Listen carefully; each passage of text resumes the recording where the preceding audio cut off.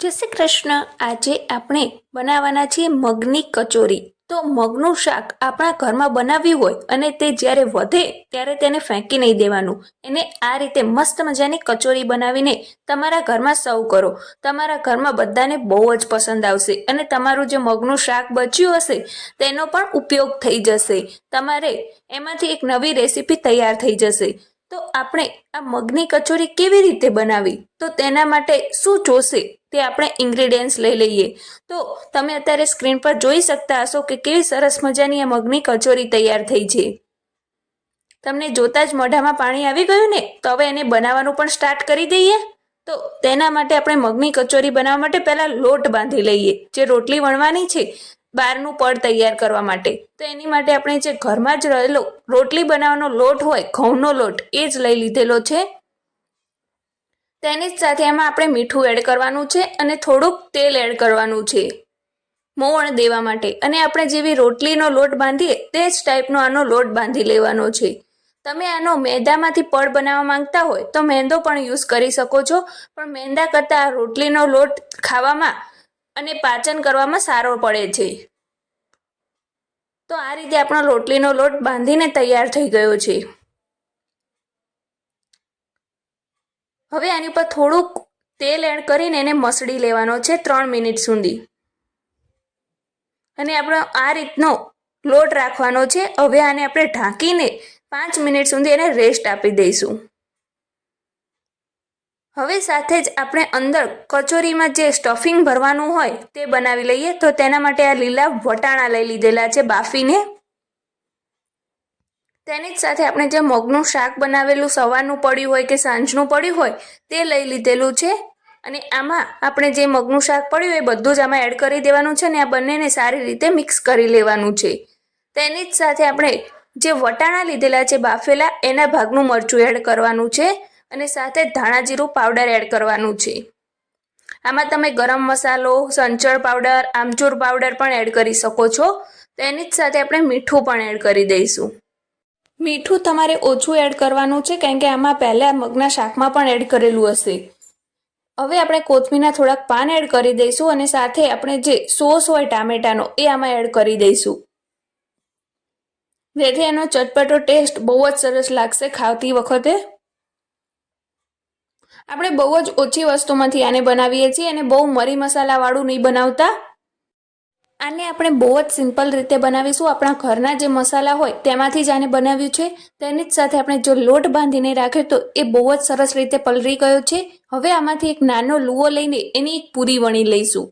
બહુ મીડિયમ સાઇઝની લેવાની છે। તમારી જો મોટી બનાવવી હોય તો તમે મોટી લઈ શકો છો। મેં અહીંયા મીડિયમ સાઇઝનો લુઓ લીધેલો છે, જેમાંથી આપણે એક પૂરી વણી લઈશું। તો તેના માટે આ રીતે એક પાટલી લઈ લીધેલી છે, અને તેની સાથે આપણે તેલ ગરમ કરવા પણ મૂકી દીધું છે સાઈડમાં, મોટા વાસણમાં અને જાડા તળિયાવાળામાં। હવે આપણે જે કૂંડલું લીધેલું છે રોટલી કે પૂરી વણવા માટેનું, એને આ રીતે કોરા લોટમાં ડીપ કરીને આ રીતની પૂરી વણવાની છે। આપણે જે કોરો લોટ છે એ પણ ઘઉંના રોટલીનો લોટનો જ લીધેલો છે। હવે આમાં સ્ટફિંગ ભરી દઈશું। 2 ચમચી જેટલું સ્ટફિંગ ભર્યું છે મેં, અને આ રીતે એનો શેપ આપી દીધો છે કચોરી ટાઈપ। હવે આ રીતે આપણે બધી જ તૈયાર કરી લઈએ। તો આટલા લોટમાંથી મારે 4 કચોરી તૈયાર થઈ છે, આટલા સ્ટફિંગમાંથી।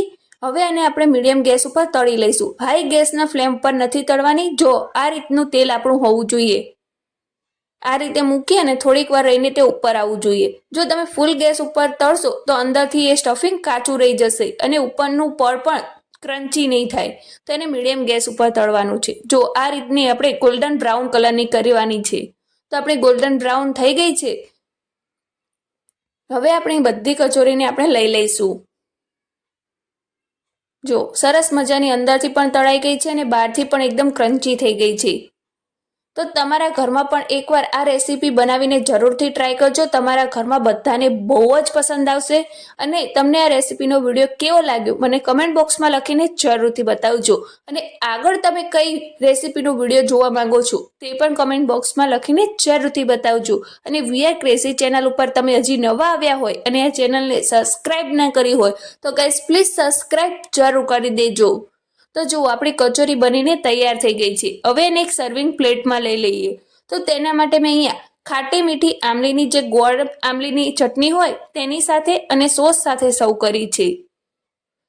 હવે આપણી જે કચોરી બનીને તૈયાર થઈ છે તેને એક પ્લેટમાં લઈ લઈશું. તમારે ગોળ આમલીની ચટણી કેવી રીતે બનાવી તેનો વિડીયો જાણવો હોય તો મને કમેન્ટ બોક્સમાં લખીને જરૂરથી બતાવજો. તેની રેસીપી પણ હું તમારા વચ્ચે શેર કરીશ. તો તમારે કચોરીને આ રીતે સિમ્પલ તરીકાથી ખાવી હોય તો પણ તમે ખાઈ શકો છો, આ રીતે ચટણીમાં ડીપ કરીને.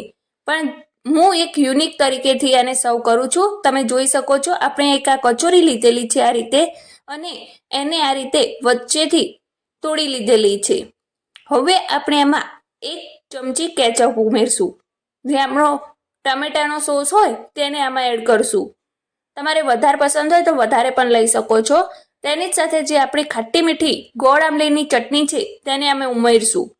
ચટણી અને સોસ તમારા પ્રમાણે એડ કરવાનો છે, જેટલો તમારે ઓછો વધતો કરવો હોય.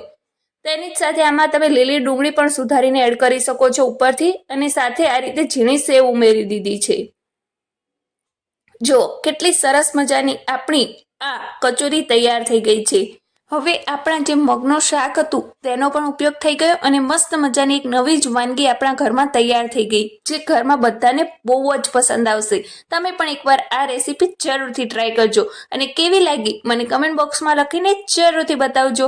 હવે આપણે મળીએ એક નવા જ વિડીયો સાથે. ત્યાં સુધી બાય બાય, ટેક કેર.